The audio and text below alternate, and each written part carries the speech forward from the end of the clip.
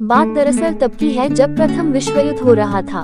प्रथम विश्व युद्ध ने पूरी दुनिया में तबाही मचा रखा था और उस समय गांधी जी शारीरिक रूप से बहुत कमजोर हो चुके थे क्योंकि उनकी बवासीर ने अलग ही तबाही मचा रखी थी।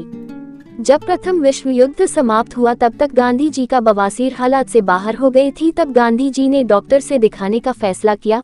गांधी जी अपने बवासीर के ऑपरेशन के लिए मुंबई, जो उस समय बॉम्बे के नाम से जाना जाता था, वहां पहुंचे। वहां वो डॉक्टर दलाल से मिले। डॉक्टर दलाल ने साफ शब्दों में कह दिया कि जब तक आप दूध का सेवन नहीं करेंगे तब तक मैं आपके स्वास्थ्य को ठीक नहीं कर सकता। लेकिन गांधी जी ने मना कर दिया। उन्होंने कहा कि मैंने शपथ ले रखी है कि मैं कभी भी गाय या भैंस के दूध का सेवन नहीं करूंगा। इसका स्पष्टीकरण देते हुए उन्होंने कहा कि मुझे लगता है कि गाय और भैंस से दूध निकालने में बर्बरता की जाती है। उस समय एक प्रथा प्रचलित थी जिसे फून का कहते थे, जिसमें गाय या भैंस की योनि में हवा फूंकते थे जिससे वो ज्यादा दूध दे। फिर कस्तूरबा गांधी ने बकरी के दूध का सुझाव दिया और कहा कि इससे तो आपको कोई आपत्ति नहीं होनी चाहिए। गांधी जी चुप रहे। डॉक्टर दलाल ने भी कस्तूरबा का समर्थन किया और इस प्रकार गांधी जी ने बकरी का दूध पीना स्वीकार किया। फिर उनके बवासीर का सफल ऑपरेशन हुआ और उनके स्वास्थ्य में सुधार हुआ। अब समस्या थी गांधी जी को रोजाना बकरी का दूध देने की, तो इसके लिए बकरी पालना जरूरी था।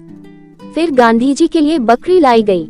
गांधी जी की बकरी का नाम निर्मला था और जहां जहां गांधी भी जाते थे उसे साथ लेके जाते थे ताकि उनको बकरी का ताज़ा दूध पीने को मिल सके।